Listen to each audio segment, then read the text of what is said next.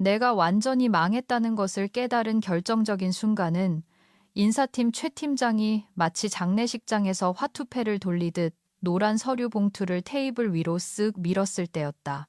더 저렴한 인력으로 대체하는 건 일도 아닙니다. 그는 얼굴에 거만함 그 자체인 비릿한 웃음을 문신처럼 새긴 채 말했다. 내가 아무 말도 하지 않은 건 하고 싶은 말이 없어서가 아니었다.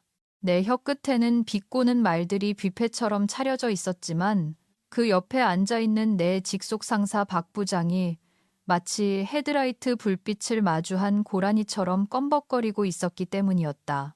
그는 아마 개인적인 감정은 없어라고 중얼거렸던 것 같다.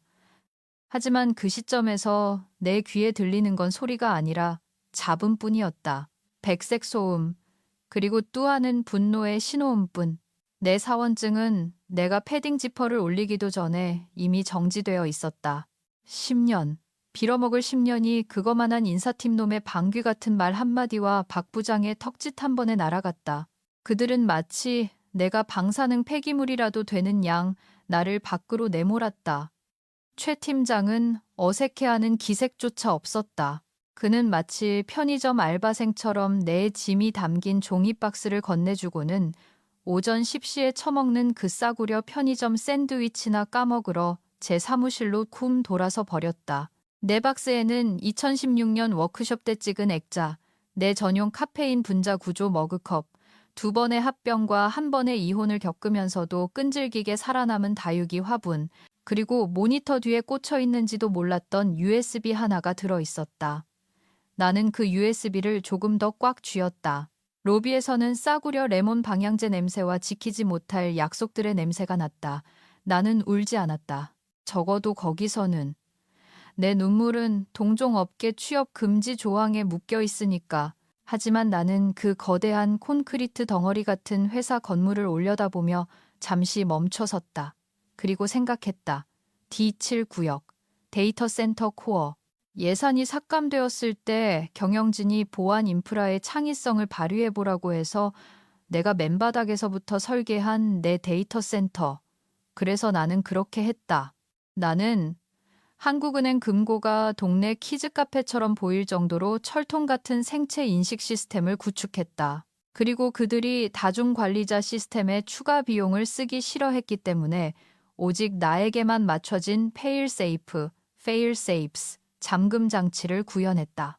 내 손바닥 정맥, 내 홍채, 내 목소리. 나는 관리자를 한 명 더 추가해야 한다는 이메일을 3번이나 보냈었다. 대답은 없었다. 웃긴 게 뭔지 아는가? 나는 몇 주 동안 그 아이디어를 품고 있으면서 만약 언젠가 그들이 나를 자르면 어떡하지? 라고 생각했었다. 그리고는 항상 피식 웃으며 머리를 흔들었다. 나는 회사에 충성했으니까. 나는 안전하다고 믿었으니까. 내가 멍청했으니까. 자, 여기서 절반쯤은 내가 하지만 나는 고개를 꼿꼿이 들고 석양을 향해 걸어갔다 같은 헛소리를 기대하겠지만 천만에 나는 내 차로 가서 뒷좌석에 박스를 던져놓고 블루투스 헤드셋을 낀 미친년처럼 핸들을 잡고 소리를 질렀다. 영하의 날씨에도 에어컨을 풀로 틀었다. 굴욕감에서는 쇠맛과 오래 씹은 껌맛이 났다. 아직 듣고 있나? 그렇다면 작은 부탁 하나만 하자.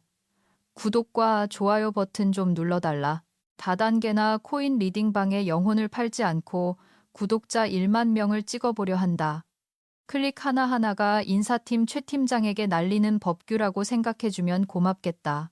게다가 아직 할 이야기는 더 남았고 내 말을 믿어도 좋은데 상황은 좋아지기 전에 훨씬 더 개판이 될 거다. 다시 피비린내. 나는 현장으로 돌아가 보자. 나는 어디로 가는지도 모른 채 무작정 운전대를 잡았다. 500m쯤 갔을까 빨간 신호등에 걸려 틱톡을 찍으며 횡단보도로 뛰어드는 고딩들을 멍하니 바라보다가 문득 그것을 느꼈다. 그 불꽃, 어떤 스파크. 아직 희망은 아니었지만 마찰 같은 것. 내 뇌가 날카로운 기억 하나에 걸렸다. 그 잠금 장치, 서버실 금고에 있는 생체 인식 패널. 그 예산을 따내는 데만 2년이 걸렸다. 최첨단 3중 스캔. 유일한 인증 자격. 나 내 목소리가 오버라이드 키다. 내 홍채. 그리고 내 손바닥 정맥. 그들은 그걸 절대 수정하지 않았다. 내가 3번이나 요청했을 때 박 부장은 항상 똑같은 말만 했으니까 다음 분기에 다시 얘기하자고. 그래, 박 부장 친구야. 넌 이제 그 잠긴 문 앞에서 뺑뺑이를 돌게 생겼다. 갑자기 슬픔이 사라졌다. 화도 나지 않았다. 궁금해졌다. 그들이 5만 원짜리 쿠팡 박스 하나에 담아 내쫓은 사람이 그들을 다시 안으로 들여보낼 수 있는 유일한 사람이라는 걸 깨닫는데 얼마나 걸릴지. 나는 라디오를 껐다. 차 안의 정적은 이제 달콤했다. 폭풍 전야의 공기처럼 가능성으로 가득 차 있었다. 핸드폰이 한 번, 그리고 또 한 번 울렸다. 저장된 번호로 온 부재중 전화 2통. 나는 받지 않았다. 아직은 때가 아니다. 집에 도착했을 때 정적은 마치 바디슬램처럼 나를 덮쳤다. 사무실 공기청정기 소리도 배경 소음도 없었다. 옆자리에서 카페인 중독 딱따구리처럼 타자를 치던 김대리의 키보드 소리도 없었다. 대낮에 나를 맞이할 준비가 안 된 집 특유의 무겁고 연극적인 고요함 뿐이었다. 나는 주방 아일랜드 식탁 위에 박스를 내려놓았다. 다육이가 쓰러지며 흙을 쏟아냈다. 녀석도 마침내 포기한 것 같았다. 나는 1분 동안 그걸 쳐다보다가 말했다. 그래, 나도 그렇다 임마. 나는 짐을 풀 생각도 안 했다. 뭘 하겠나. 이달의 우수 사원 상패를 쓰레기통 위에 걸어두게? 나는 링크드인의 비극적인 사례가 되기 48시간 전인 여자의 우아함으로 노트북을 켰다. 채용 사이트들은 하나같이 너프 방망이로 얼굴을 얻어맞은 듯한 발랄한 에너지로 나를 반겼다. 안녕하세요, 이지아님. 꿈의 직장을 찾을 준비가 되셨나요? 그래, 물론이지. 나를 김민준이라는 이름의 24살짜리 신입으로 대체하지 않은 회사들만 골라볼게. 나는 건성으로 클릭질을 했다. 손가락은 움직였지만 뇌는 멈췄다. 모든 생각 주변에 하얀 안개가 낀 것 같았다. 내가 너무 늙었나? 염색을 다시 해야 하나? 교장 선생님처럼 보이지 않는 재킷이 아직 남아있던가? 내겐 커리어 2라는 폴더가 있었다. 지난 정권 이후로 한 번도 열어보지 않은 폴더였다. 나는 그걸 열었다가 닫았다가 마치 라틴어 저주라도 걸린 것처럼 노려봤다. 그때 전화가 시작됐다. 첫 번째는 발신자 정보 없음. 두 번째도 발신자 정보 없음. 세 번째도 마찬가지. 마치 누군가가 4분 단위로 서서히 패닉에 빠지고 있는 것처럼 정확히 50분 간격으로 울렸다. 나는 전부 울리게 놔뒀다. 유통기한 지닌 요거트처럼 나를 내다버린 회사를 위해 기술 지원을 해줄 생각은 추호도 없었다. 대신 나는 새 탭을 열고 이력서 요약본을 쓰기 시작했다. 유언장처럼 느껴지는 글이었다. 보안 인프라 및 엔터프라이즈급 데이터 운영 경력 15년 이상의 베테랑 IT 아키텍트. 모두 거짓말처럼 혹은 더 나쁘게는 아무도 신경 쓰지 않는 진실처럼 읽혔다. 4번째 전화는 내가 경력 사항의 글머리 기호를 3번째로 고쳐 쓰고 있을 때 걸려왔다. 핸드폰이 식탁 위에서 진동하며 마치 탈출하려고 발버둥치는 것 같았다. 나는 전화기를 집어들고 거절 버튼 위에 엄지손가락을 올렸다. 그때 메시지가 보였다. 회계팀에서 유일하게 유머 감각과 도덕적 나침반을 가진 정대리였다. 정대리, 저기 이상한 질문인데 서버실에 아무도 못 들어가고 있어요. 퇴사하기 전에 코드 바꿨어요? 나는 그 문자를 쳐다봤다. 다시 읽고 또 읽었다. 내 입꼬리가 비웃음과 으르렁거림 사이에 무언가로 말려 올라갔다. 나는 정확히 한 단어를 타이핑했다. 니니은. 이모티콘도 설명도 없이 그저 진실의 폭탄이 떨어지는 깔끔하고 만족스러운 쿵소리. 몇 초가 흘렀다. 답장이 없었다. 나는 정대리가 핸드폰을 쥔 채 눈을 크게 뜨고 D7구역에 굳게 닫힌 문을 올려다보며 이 토끼굴이 얼마나 깊은지 가늠하는 모습을 상상했다. 나는 핸드폰을 무음으로 돌리고 주방으로 가서 국그릇만 한 와인잔에 레드와인을 가득 따랐다. 그리고 소소한 복수의 왕좌에 앉는 여왕처럼 소파에 깊숙이 몸을 묻었다. 왜냐하면 이제 이제는 더 이상 슬픔이 아니었으니까. 슬픔도 혼란도 아니었다. 이제는 기대감이었다. 영화가 딱 절반쯤 지났는데 악당이 보안 카메라가 작동하지 않는다는 걸 막 깨달았을 때 느껴지는 그 은밀한 기쁨. 그들은 더 젊고 더 싼 인력을 원했지. 해가 뜰 때까지 그 신입 김민준 씨가 비용을 얼마나 까먹는지 한번 보자고. 첫 번째 음성 메시지는 오후 2시 41분에 도착했다. 내가 정 대리에게 느니은라고 보낸 지 고작 3시간 후였다. 나는 아이케아 가구 조립을 하다 서로에게 소리를 지르는 커플들이 나오는 쓰레기 리얼리티 쇼를 멍하니 보고 있었다. 모르는 번호였지만 이번엔 발신자 정보 없음이 아니었다. 놈들이 머리를 굴리기 시작했다. 급해진 거지.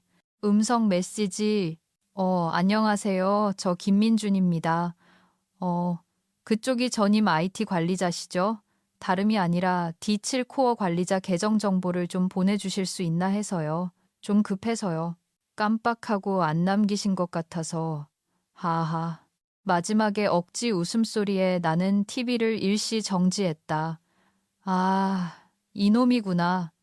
김민준의 목소리는 딱 내가 상상한 그대로였다. 근거 없는 자신감에 짓눌려 갈라지는 목소리. 엄마 노트북에 리눅스 한번 깔아보고 자기가 테크 혁명가라고 떠들고 다녔을 수염 자국 거뭇한 애송이. 나는 메시지를 바로 다 듣지 않았다. 와인잔을 채우며 그냥 묵혀뒀다. 숨 좀 쉬게 놔뒀지. 내가 다시 소파로 돌아와 전화기를 집어들었을 땐 이미 두 번째 음성 메시지가 와 있었다. 음성 메시지 2. 오후 3시 12분. 저기요, 이지한 씨, 김민준입니다. 아까 전화 드렸는데요. 계정 정보 기다리고 있습니다. 여기 지금 다 잠겨서요. 상황이 좀 이상하게 돌아가거든요. 콜백 좀 주실래요? 좀 이상하게? 얘야, 넌 지금 내 손바닥에만 열리는 10억짜리 관짝 앞에 서 있는 거야. 이상하다는 말로 서막을 표현하기엔 턱도 없지. 음성 메시지 3. 오후 4시 20분. 지금 그 계정 정보 ASAP로 필요합니다. 지금 본인이 무슨 짓을 하고 있는지 모르시는 것 같은데 이거 업무 방해예요. 전체 운영에 차질이 생기고 있다고요. 드디어 나왔다. 태세 전환, 패닉의 첫 징조. 나는 그가 신입사원 오리엔테이션 목걸이를 여전히 목에 건 채 D7 구역 앞에 서 있는 모습을 그렸다. 하늘색 셔츠 겨드랑이에는 땀 자국이 역순으로 피어나고 있겠지. 아마 다급하게 유리를 두드리며 붉은 불빛을 깜빡이는 강철벽이 비석처럼 꼼짝도 않고 무심하게 서 있는 걸 지켜보고 있을 거다. 기계의 세계에 온 걸 환영한다, 김민준. 네 번째 음성 메시지쯤 되자 그는 가식을 다 벗어던졌다. 음성 메시지 4, 오후 5시 3분. 저기요, 우리가 뭐 좋게 시작한 건 아니지만 이거 진짜 심각해요. 위에서 쪼아대고 난리 났다고요. 서버실에 들어가야 하는데, 젠장, 누구라도 들어가야 한다고요. 제발 좀 도와주시면 안 돼요. 나는 그 메시지를 2번 들었다. 그가 제발이라고 말하는 방식에는 묘한 마력이 있었다. 마치 그 말을 하는 게 물리적으로 고통스러운 것처럼. 나는 미안하지 않았다. 요만큼도. 과거의 나, 죄책감을 느끼고 순교자적인 의무감으로 달려가 문제를 해결해 주던 그 부분은 최 팀장의 비웃음과 내 사원증이 개찰구에서 거부당하던 소리 사이 어딘가에서 이미 죽어 없어졌다. 5번째 메시지는 거의 애절했다. 음성 메시지 5. 오후 6시 47분. 안녕하세요, 이지아님. 김민준입니다. 저 어떻게 해야 할지 모르겠어요. 기술 담당 상무님도 오셨는데 분위기 살벌해요. 제가 그랬어요. 이지아님이 액세스 권한 안 남기신 이유가 있을 거라고. 회사가 대우를 제대로 안 해줘서 그럴 수도 있다고. 잘은 모르지만 제발 한 번만 도와주세요. 임시로라도요.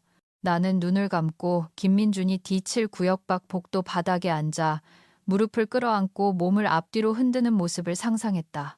임원진은 우리 안의 호랑이처럼 그의 뒤를 서성거리고 있겠지. 과부하 걸린 탕비실 전자레인지에서 나는 탄 피자 냄새. 누군가의 구두굽 소리가 또각또각 복도를 5번째 가로지르는 소리. 이건 더 이상 절박함이 아니었다. 이건 속죄였다. 나는 답장하지 않았다. 아직은 내가 기다릴수록 그들의 사과는 더 비싸질 테니까. 전화는 오후 7시 34분에 걸려왔다.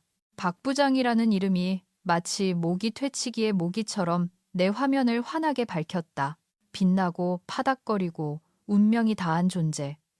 인사팀 회의실에서 개인적인 감정은 없어라는 교향곡을 짓거린 이후로 그에게서 직접 연락이 온 건 처음이었다. 그곳에서 그는 최 팀장이 내 커리어를 갈기갈기 찢는 동안 슬픈 복화술 인형처럼 앉아 있었지. 그의 이름을 보자 공포심은 들지 않았다. 에어컨 빵빵한 식당 안에서 슬로 모션으로 차 사고를 구경하는 것 같은 차갑고 정밀한 흥미가 느껴졌다. 나는 받지 않았다. 끊어질 때까지 뒀다. 50분 후 또 전화가 왔다. 같은 이름. 이번엔 받았다. 여보세요. 이지한 씨. 다행이다. 연락이 닿았네. 박 부장은 너무 밝게, 너무 빨리 말했다. 회의 때 어젠다 까먹은 걸 감추려고 화제를 돌릴 때 쓰는 그 말투였다. 나는 딱 그렇게만 대답했다. 애가 타게 뒀다. 있잖아. 그냥 잘 지내나 확인차 전화했어. 알지? 서로 악감정 없는 거. 난 항상 이지한 씨가 우리 팀의 핵심 인재라고 생각했어. 나는 아무 말도 하지 않았다. 침묵이 너무 길어져서 수화기 너머로 들리는 에어컨 소리가 들릴 지경이었다. 아마 그는 아직 회사에 있겠지. D7구역 밖에서 카페인 과다 복용한 실험실 쥐처럼 서성거리면서 그래서 말인데 그가 계속했다. 가짜 친절함 뒤로 이미 식은땀을 흘리는 게 느껴졌다. 여기서 작은 딸꾹질 같은 문제가 좀 생겨서 말이야. 물론 별거 아닌데 민준 씨가 코어 시스템 접속하는데 좀 애를 먹고 있네. 보아하니 이지한 씨가 매뉴얼에 안 남긴 절차가 좀 있는 것 같아서 딸꾹질이라 재앙적인 인프라 봉쇄를 참 귀엽게도 표현하시네. D7구역 말씀이세요? 내가 여전히 차분하게 물었다. 박자가 조금 긴 침묵. 그렇지. 그래. D7. 우린 그냥 이지한 씨가 알잖아. 와서 좀 도와줬으면 해서 대인배답게 말이야. 빠르고 프로페셔널하게 해결할 수 있잖아.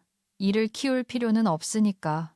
아, 나왔다. 우린 친구잖아에서 기업 특유의 수동적 공격성으로 태세 전환하는데 30초도 안 걸렸다. 박 부장 치고도 신기록이다.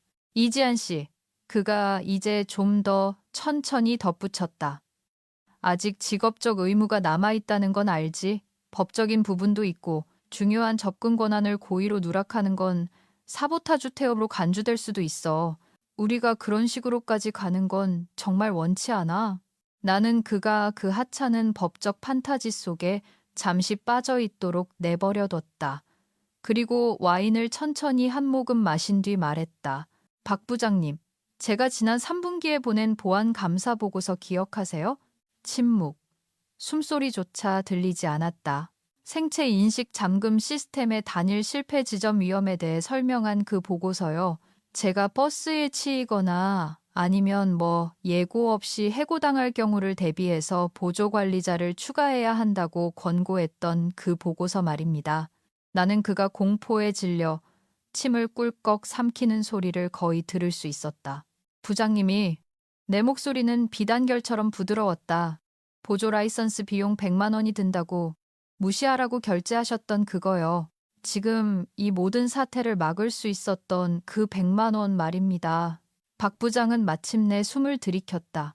짧고 얕게 마치 삼겹살을 허벅지에 붙이고 사자굴에 들어왔다는 걸 깨달은 사람처럼 나는 그의 변명을 기다리지 않았다.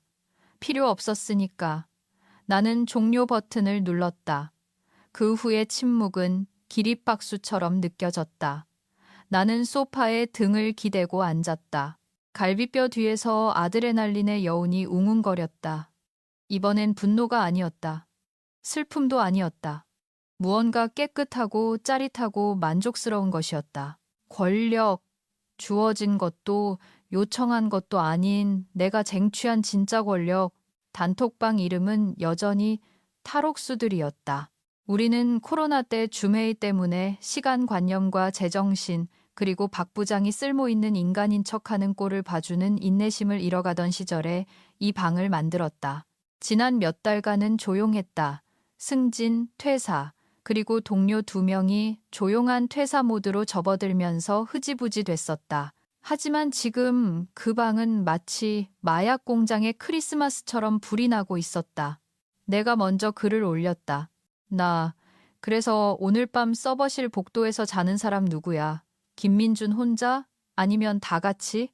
3초 후 메시지 폭탄이 터졌다. 강대리 운영팀, 야 미친 이지안, 이주임 시설팀. 언니, 여기 지금 동물원이야. 송대리, 4층으로 피자 16판 시켰어. 16판, 임원들 복도에 다 나와 있어. 건물 불난 줄. 강대리, 김신임 놈이 딥페이크 AI 목소리로 잠금장치 속이려고 했음. 스캐너한테 나 이지안인데 이지랄, 문은 꿈쩍도 안 함. 이 주임, 최 팀장, 인사팀은 스타트랙 찍는 줄 아나 봐.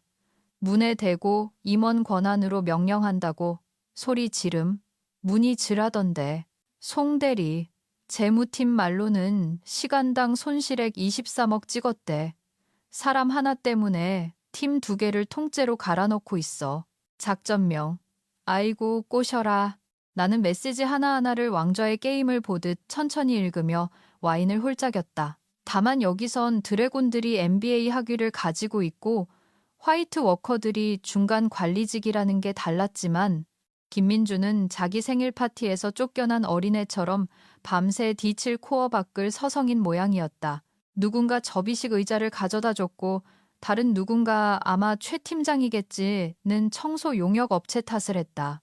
강대리 말에 따르면 박 부장은 오후 내내 탕비실에서 법무팀이랑 통화하는 척하면서 마치 지구 종말 전 마지막 식사라도 되는 양 하루 견과를 미친 듯이 까먹었다고 한다.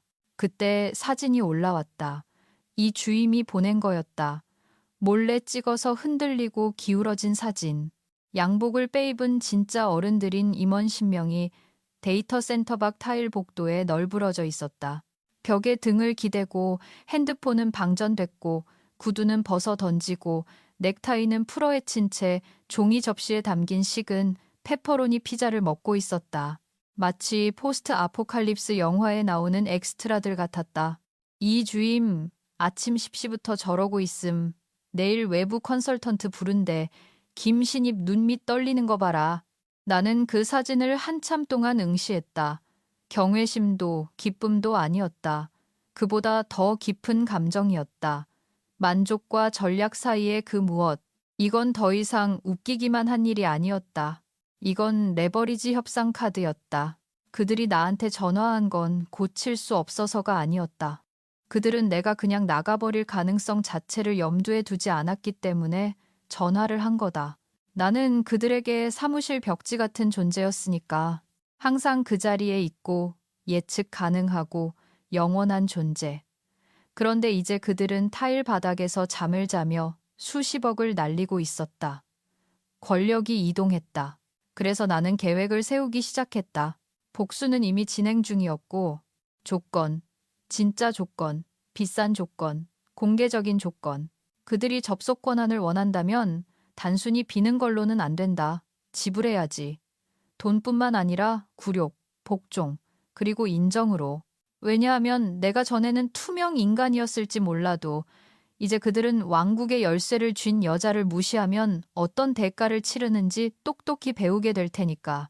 그들은 다음 날 아침 8시 12분 칼같이 지원군을 불렀다. 강 대리가 먼저 톡을 보냈다. 강 대리, 헐, 야, 이지안. 걔네들이 양복쟁이들 불렀어. 외부 보안 전문가들. 아르곤 테크인가 거기서 왔나 봐. 한 명은 염소 수염 기르고 반장갑 꼈음. 분위기가 잡혔다. 나는 커피를 내려놓고 주가 폭락장을 지켜보는 트레이더처럼 채팅창을 새로 고침했다. 이 주임, 칠가방 든 남자 있음. 노트북 가방 말고 진짜 칠가방. 공구 세트랑 열감지기 같은 거 꺼냄. 미션 임파서블 찍냐? 송대리, 저 사람들 중 하나가 서버실 문이 음향 이상 징후를 감지하냐고 물어봄. 뭔 소리야 그게. 나는 무슨 일이 일어날지 이미 알고 있었다. 내가 그렇게 만들었으니까. 최 팀장과 박 부장이 비용 절감이니 동기부여 PPT니 뭐니 하며 뻘짓을 하고 있을 때 나는 밤마다 정확히 이런 시나리오를 상상하며 보냈다. 잔뜩 부풀려진 자존심과 비싼 장비를 든 외부 업체팀이 앙심을 품은 편집증적인 중년 여성과 10년차 시스템 관리자의 피로를 이길 수 있다고 착각하는 시나리오. 그들은 문이 어떻게 작동하는지는 묻지 않았다. 어떻게 뚫는지만 물었지. 그들이 몰랐던 건 D7의 주 잠금 시스템이 단순히 생체 인식만 하는 게 아니라는 거였다. 그건 성질 머리가 더러웠다. 커스텀 펌웨어, 암호화된 핸드쉐이크 프로토콜, 그리고 내가 제일 좋아하는 부분인 강제 침입 감지 트리거, 주 스캔 패널 뒤 전압 조절기에 하드웨어적으로 연결해 놓은 놈이었다. 해석하자면 면봉보다 더 공격적인 무언가로 억지로 들어오려고 하면 문이 빡친다는 소리다. 그리고 정확히 그런 일이 일어났다. 오전 9시 31분 속보가 떴다. 강 대리, 헐 미친 쟤네가 드릴로 뚫음. 이 주임 퍽 하는 소리 나더니 불꽃 튀고 패널 불 다 꺼짐. 송 대리, 김신입 복도에 토함. 내가 심어둔 페일세이프는 화려하지 않았다. 폭발하거나 건물 전기를 날려버리거나 본드 악당 기지처럼 연기를 피우지는 않았다. 은밀하고 집중적이고 효과적이었다. 국소 전자기 펄스가 터지면서 잠금 장치의 내부 컨트롤러를 태워버리고 아이디 버스를 그을리고 로컬 접속 로그를 전부 날려버리는 방식이었다. 모든 자격증명, 모든 백업 토큰, 모든 수동 오버라이드 기능이 사라졌다. 그들은 단순히 잠긴 게 아니었다. 열쇠 구멍 자체를 망가뜨린 거다. 이 주임, 컨설턴트들 멘붕 옴. 그중 한 명이 혹시 회사 내에 로그 복호화할 수 있는 사람 아직 있냐고 물어봄. 강 대리, 김신입이 손들었는데 개무시당함. 송 대리, 박 부장 키즈카페에서 이혼당한 아빠처럼 서성거리고 있음. 나는 커피를 뿜을 뻔했다. 잔인해서가 아니라 물론 통쾌하긴 했지만 내가 이런 일이 일어날 거라고 말했기 때문이었다. 나는 그들에게 모든 기회와 경고와 감사를 제공했었다. 그들은 내 지식을 100만 원짜리 라이선스 비용과 맞바꾸는 도박을 했고 지들이 이길 줄 알았던 거다. 이제 그들은 하드웨어 전체 교체를 보고 있었다.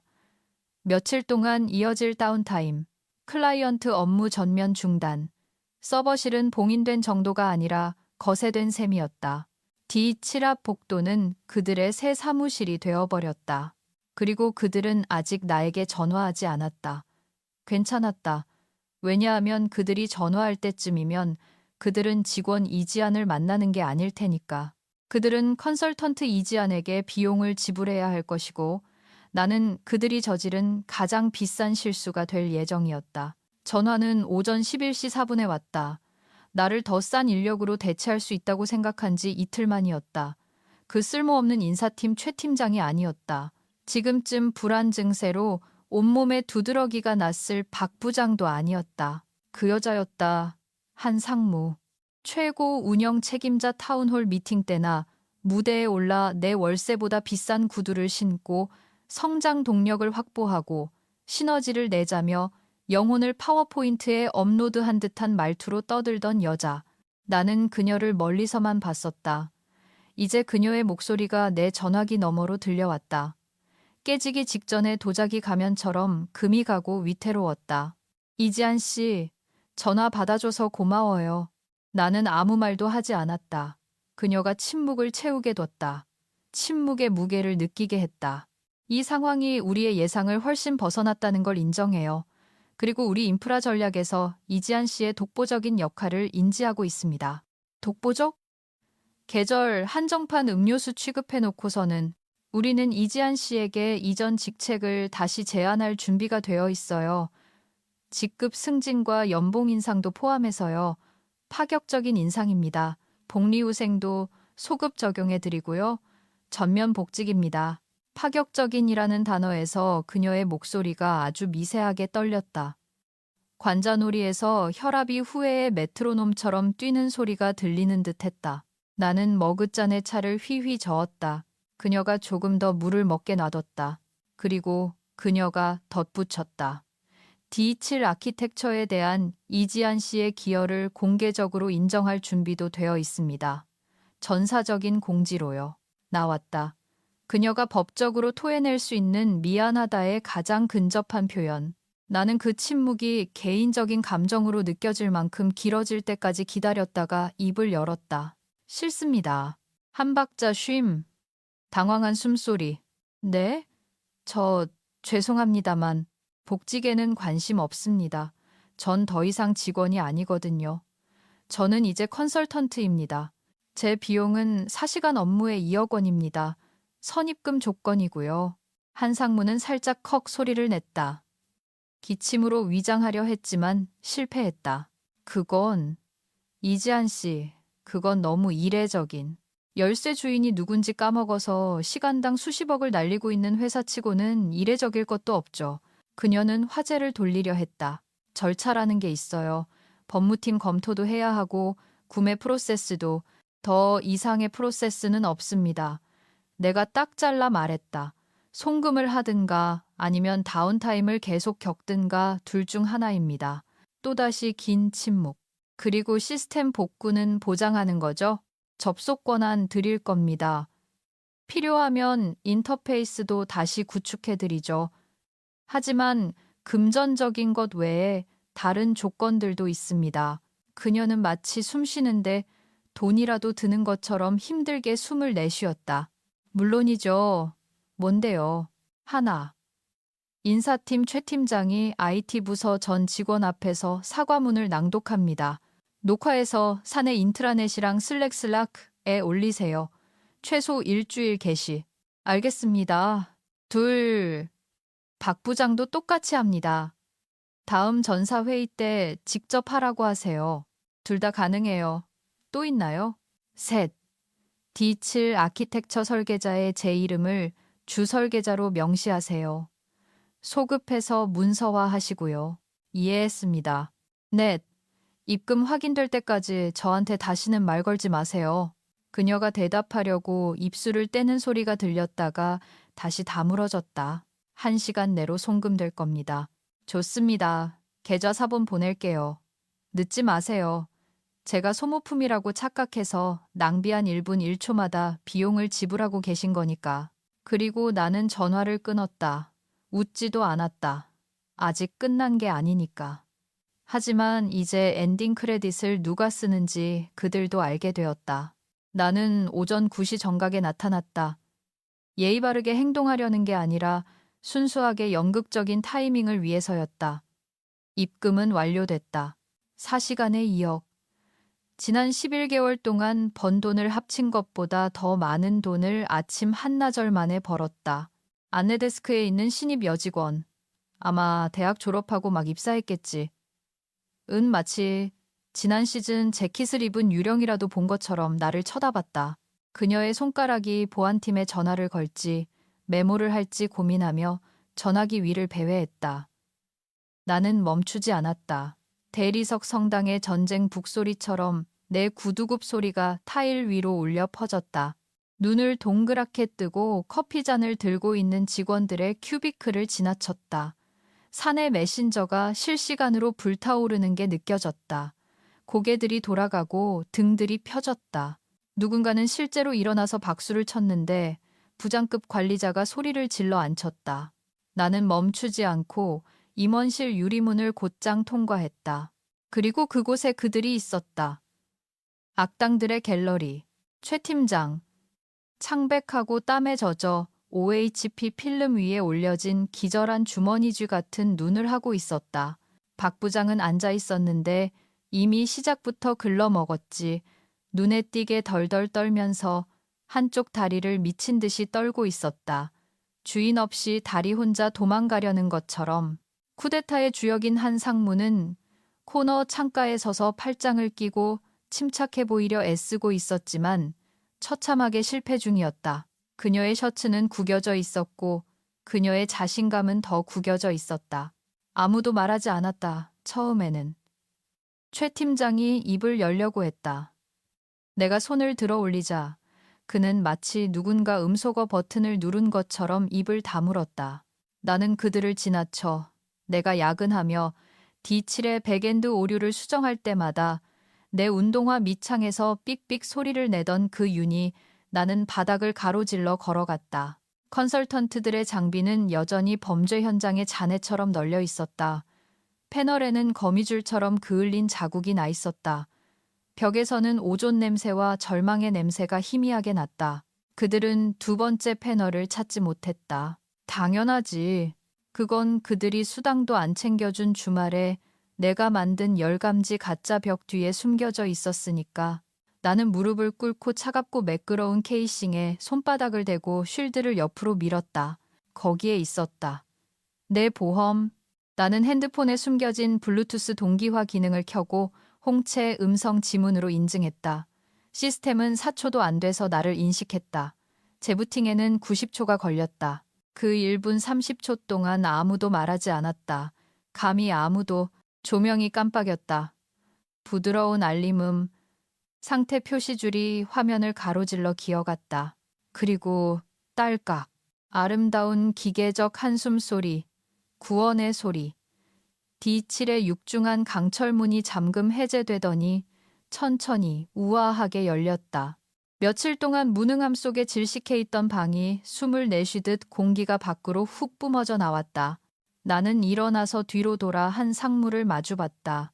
그녀는 예전에 그 임원 같은 자세로 한 걸음 나아갔지만 눈빛만은 12가지 방언으로 고맙습니다라고 말하고 있었다. 제 사시간은 끝났습니다. 나는 대답을 기다리지 않았다. 악수도 하지 않았다. 그들이 엉성한 마무리 멘트를 하거나 설명을 요구할 틈도 주지 않았다. 나는 껍질이 벗겨지는 듯한 침묵을 지나쳐 걸어 나왔다. 내 관리하에 웅웅거리던 모니터들의 열을 지나 링크드인 채용 공고 하나로 레거시 유산을 대체할 수 있다고 생각했던 바로 그 남자들을 지나쳤다. 목례도 없었다. 손 흔드는 것도 없었다. 그저 내 뒤에서 문이 쉬익하고 닫히는 소리뿐. 나머지는 알아서들 하라고 해. 그들은 사시간을 샀다. 마음의 평화도 용서도 두 번째 기회도 아니었다. 그저 심판의 시작을 샀을 뿐이다.